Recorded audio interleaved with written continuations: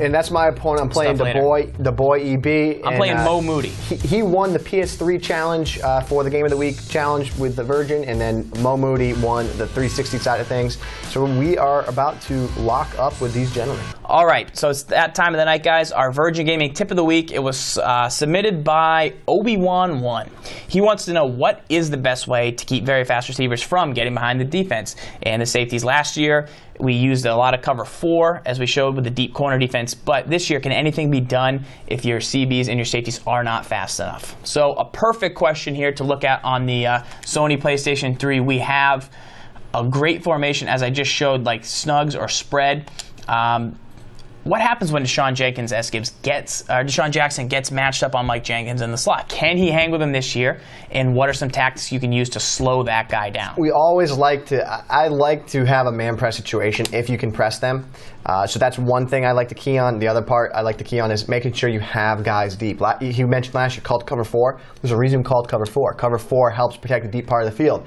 What you want to do in this situation, I'd like to just take like a simple 2-man under, and I like to take it and turn it into a 3-man deep situation. Now you're going to be rushing 3 guys after the quarterback. Maybe you're going to just drop 1 into a spy and then 1 into an extra zone, and then usually control the guy covering the halfback. I like having a 2-man under approach with 1 extra deep defender splitting the deep middle part of the field. All right. So if he goes deep, I have a situation where I can, if you're going down the deep seam part of the field, I have a situation where I can make sure that I feel confident in targeting my defense and stopping this deep pattern here to Jeremy Maclin. So you have the deep safeties, and now you can see I have a lot of guys there.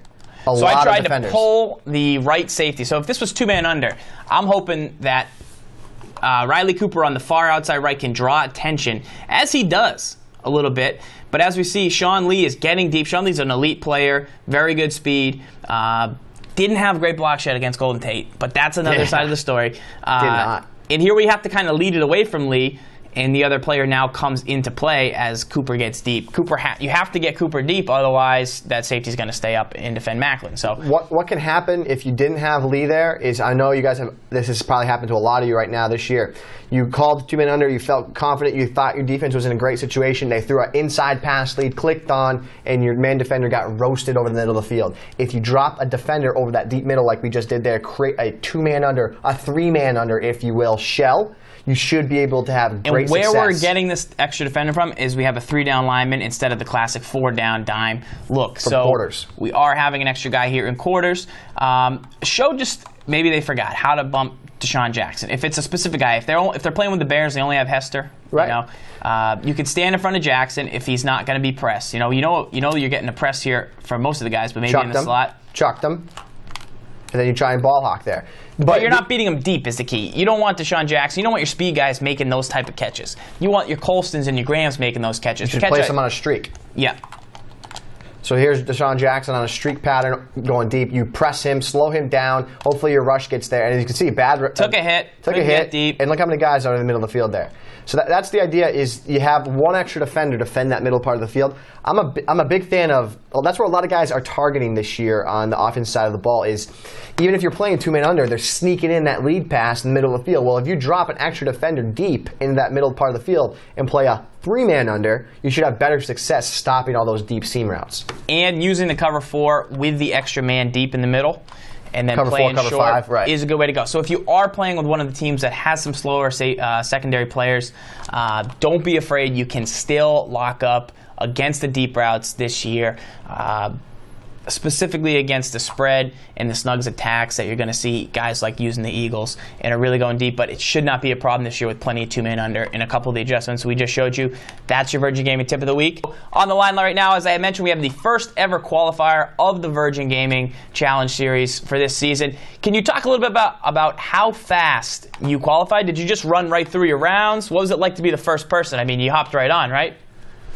Yeah, so I'm supposed to the qualifiers, and I hopped on about 8 o'clock Pacific time.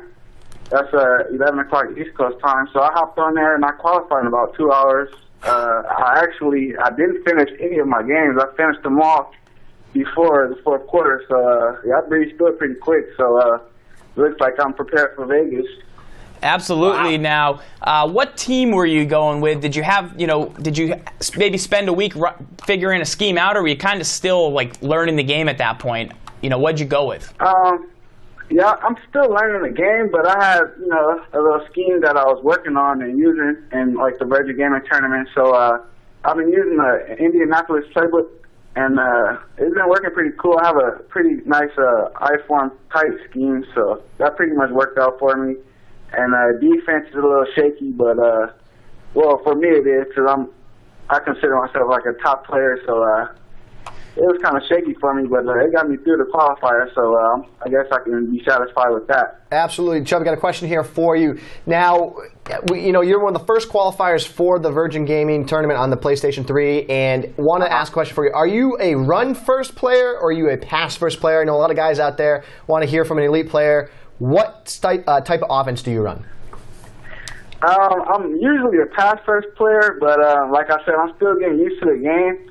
And the new quarterback passing system is a little different, and I throw a lot of picks this year so far.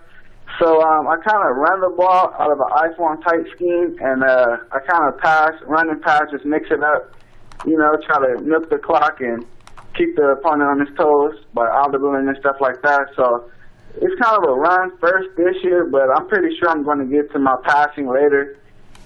So I'm just trying to, still be on the field for the game. So definitely a key tip there is, he mentioned it. This year's game, he's still working on his overall package, but solid football stuff. He's getting down, as we mentioned in the guide. He's running the clock, he's running the ball, he's blocking up a little bit on defense, and he's really just managing the game and doing a great job. How long have you been playing Madden, and how much of that, obviously you talked about the game change from year to year, but the actual managing of your timeouts, managing of, kicking when you win the coin toss, of not, throwing a pick when you're in field goal range, stuff like that. How much of that stuff carries over every year?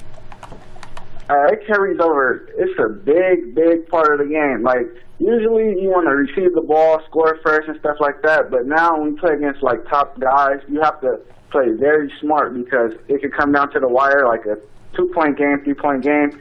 Timeouts are critical, so you have to make sure you know what you're doing, make sure you pay attention to the clock, know when to run the ball, stuff like that. And, picking the team, like, maybe have a good running back if you like to run the ball, and, DBs if your opponent's a passer. Things like that are very critical, when you're playing against, like, Virgin Gaming and qualifiers and stuff like that, playing for $400,000 tournaments and stuff like that. People are really going to know what they're doing, so you got to be prepared, and you got to come with, a smart game plan. And I'm going to key in on one thing you said there, a $400,000 tournament that's going to happen in Las Vegas this year. A lot of guys are going to want to get to that level, want to be on your level. Can you give them one piece of advice, one thing that's going to help them win and get and qualify for the finals in Vegas? Yeah, well, the tournament is February 9th, so all I can say is just practice, try to, don't play the bums and stuff like that. Try to win easy money or stuff like that. Try to play some top competition to see where you are, see what you need to work on so you can be ready when you get out there. And, you have a basis of, I need to work on my running, I need to work on my passing, my goal line offense sucks or something like that. So you just play, get a lot of games in, practice a lot, and just be ready, be confident, and play smart. Well, thank you very much for coming on the show and giving off those tips, man. We really appreciate it. Congratulations, too, on being the first qualifier. Way to get out there and really take it to them. And we hope that maybe have you come on and play us in a game sometime soon. Yeah, that would be an honor. Thanks a lot for having me on the show. Thanks a lot, man. Thanks Take a lot, care. guys. And so that is, you can follow him on Twitter at Chubby LOC. A great guy, and he made a lot of good points right there about playing a consistent Madden game from year to year. Being the first qualifier, it's not like, I had 1,000 hours to play, and I got all those picks out of my system early by learning the new game, kind of how things were working out. But if you just get the game, and all of a sudden, you got to adjust, you got to be ready to continually do those things that are gonna win. Those things that we teach. He talked about playing the best. I was just gonna say that. Talked about playing the best. Taking the words right out. Right. Yeah. Talk a little bit about that. I mean, that's so important. We put it in the guide here. Top 5. Is it top 5 ways to improve overnight? Yeah. Top 5 ways to improve overnight. It's no joke. You got to find the best competition. Play the best competition. We talk about it.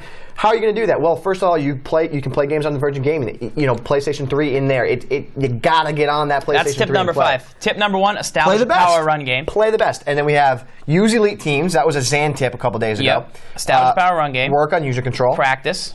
And work on user control. Practice. You know, I guarantee you, he's not sitting there saying, "Well, I qualified. I'll just be where I need to be." He's locking in right now. No, he's practicing. He's continuing to refine. Maybe he's got his beakers out. He's got his beakers out. Stick with the MBD playbook. You know, he's been running the Spider 2Y banana. But is he going to switch it up? Maybe go Spider 3Y banana, Spider 4Y banana, 10 banana. Who knows? He's definitely got his lab coat on. He's got his beakers out. He's going to be in there practicing, working, playing the best competition.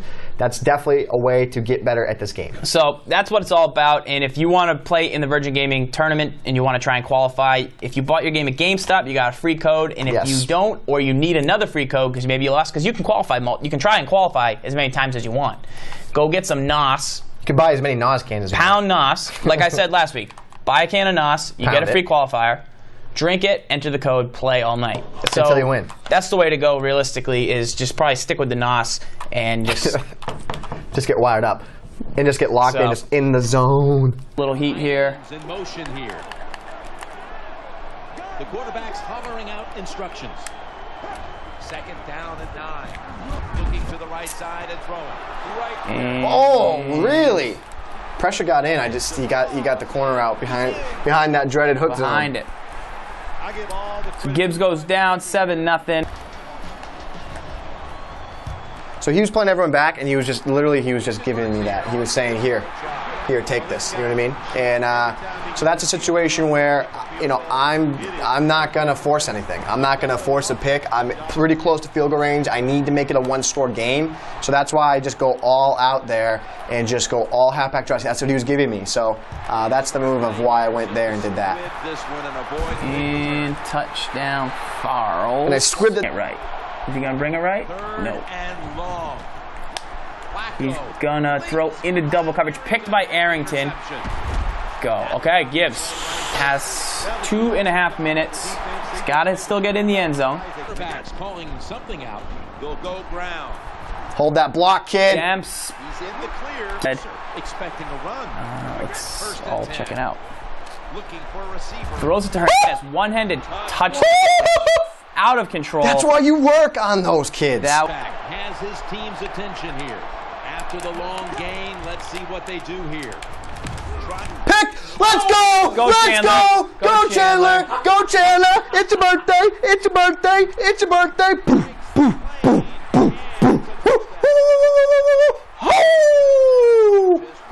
That's what I'm talking about! Explain what happened.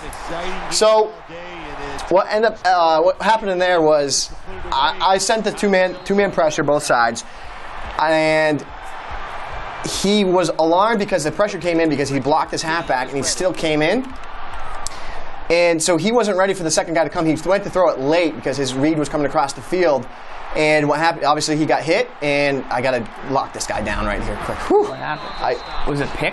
Did Chandler Jones he threw it, and then Chandler Jones came in, scoop, pick.